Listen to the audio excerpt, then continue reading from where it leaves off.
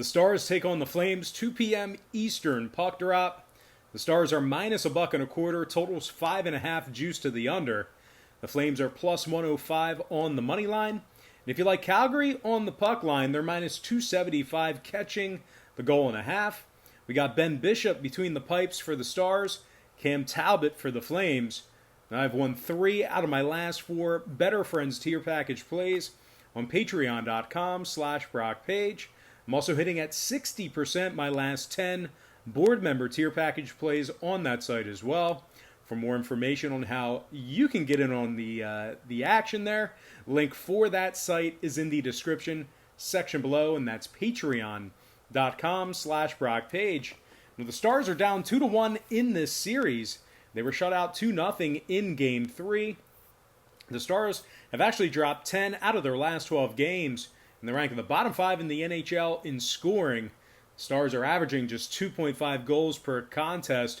They also rank in the bottom 10 in offensive shots per game as well. They're taking on a Calgary squad who scored 9 total goals through 3 games in this series. Certainly not a bad number considering the Stars were in the top 3 in goals allowed this season.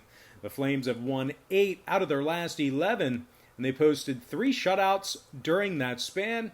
Cam Talbot's got a .263 goals against average and a .919 save percentage. The Flames also went 25-18-5 in their games away from home this season. Dylan Dubé scored 4 times in the restart. Sean Monahan's got 4 assists and 6 total points. And of course, defenseman Rasmus Andersson, he's +5 when he's on the ice. No pun intended, but these Flames certainly have gotten hot at the right time this season. They've been victorious in 4 out of their last 5 conference games. And certainly this is the time of the year where you want to get red hot. Total-wise, 3 out of Calgary's last 4 games stayed under the total of 5.5 goals. 6 out of their last 9 head-to-head meetings with the Stars stayed under the posted total as well. Meanwhile, Dallas on the other side, they went 64% to the under in all of their games this season. I certainly like the plus money action here. Give me the Flames plus 105 and the under 5.5 in that contest. Before we go ahead and move on, just want to take another quick timeout and welcome you to the video. Got some lines and personal leans out for Sunday's NHL hockey action. Happy Sunday to you. Hopefully you guys are having a fantastic weekend out there. Now before we go ahead and move on and move into some more free content right here on YouTube, I just have to quickly remind you once again that we are 3-1 in our last 4 Better Friends tier package plays on patreon.com/BrockPage. We're also hitting at 60% in our last 10 board member tier package plays on that site as well. If you want some more information on how you can join in on the action, the link for that site is in the description section below. And once again, that's patreon.com/BrockPage. Moving on, we are going to take a look at the Vegas Golden Knights squaring off against the Chicago Blackhawks. That game is going to start at 6:30 p.m. Eastern start time. Now, the Knights are the $1.75 favorite. Totals 5.5, juice to the over. Chicago's plus 150 to win it. And if you like the Blackhawks to keep this one close, they're minus 180 for some money line cash. For some puck line cash, excuse me.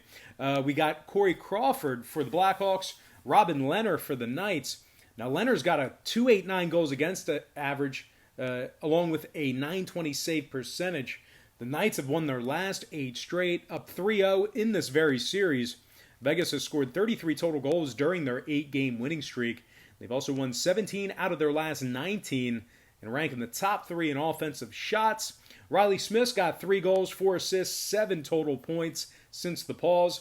Mark Stone's also got 3 goals, 4 assists, 7 points himself. And Jonathan Marchessault, he's got 4 assists since the pause himself, and he is currently plus 7 when he's on the ice. The Knights have won 11 out of their last 12 head-to-head meetings with Chicago, certainly having some good success against this Blackhawks team. They're also in the top 10 in scoring, top 3 in shots allowed. Now, the Blackhawks, on the other side, they won just 42% of their games away from home this year. They're in the bottom 3 in shots allowed on average per game, really giving their opponents a lot of opportunities. And when it comes to the scoring in this one, 5 out of the Blackhawks' last 8 games got over the total of 5.5 goals. They're also 60% to the over in their last 10 head-to-head meetings with Vegas. The Knights are 67% to the over in their last 6 versus the Central Division themselves. Give me the Vegas Golden Knights minus 1.5 and the over 5.5 in that contest.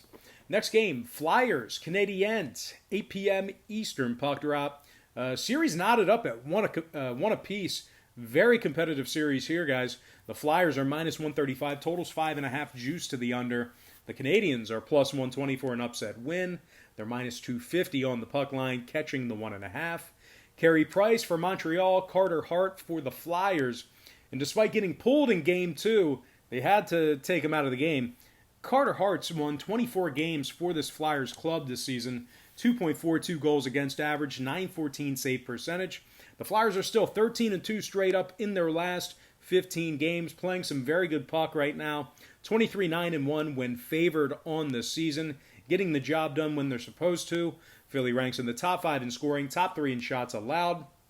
The Flyers are giving up just 2.7 goals per contest. Scotty Lawton leads the club in goals since the pause. 3 goals during the restart, 5 total points for Scotty.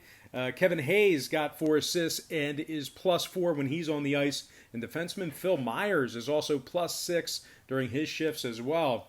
Philly's gone 8-4 straight up in their last dozen head-to-head meetings with Montreal. And speaking of the Canadiens, they've won just 41% of their games when catching plus money.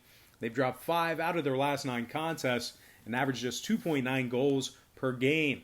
This Montreal defense also ranks in the bottom half of the league in shots allowed. Now, total-wise, 5 out of the Canadiens' last 6 contests did stay under the total of 5.5 goals. Montreal has gone 75% to the under in their last 8 conference games. Meanwhile, the Flyers on the other side saw their last 8 straight stay under the 5.5 themselves. Give me the Flyers winning this one outright and the under 5.5 in that game. With that said, we're going to move into our next, and final matchup for the show. It's going to be Blues Canucks, 10:30 p.m. Eastern start time. The Blues are currently down 2-0 in the series. I'm sure that's going to spoil a lot of futures tickets. But anyway, St. Louis is the $1.40 favorite despite that. Totals 5.5 juice to the under. The Canucks are plus $1.15 on the money line. If you like Vancouver to keep it close, they're minus 250, catching the 1.5. Jacob Markstrom's for the Canucks. Jordan Binnington for the Blues. Now St. Louis has lost their last 5 straight and averaged only 2.2 goals per contest during that stretch. Certainly getting cold at the wrong time. The Blues dropped 7 out of their last 9 and rank in the bottom 10 in the league in offensive shots.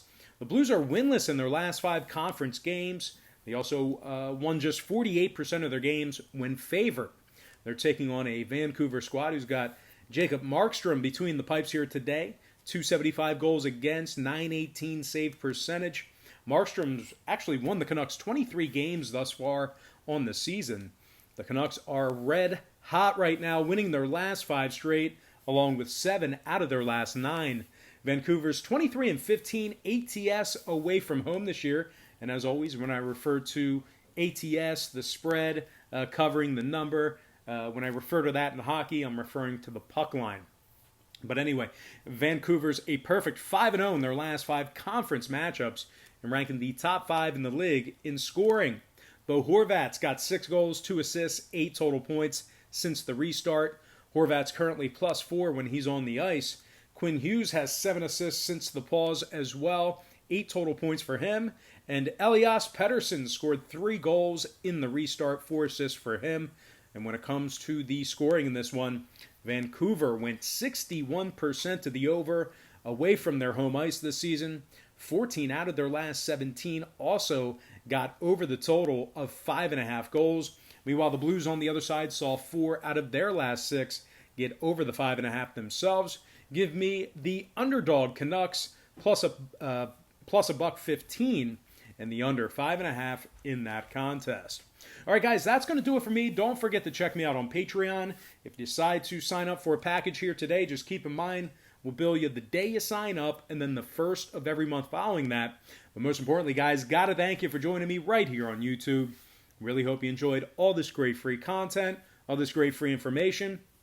And with that said, Happy Sunday to you. Best of luck to you. And I look forward to seeing you later on today on my website at patreon.com/BrockPage.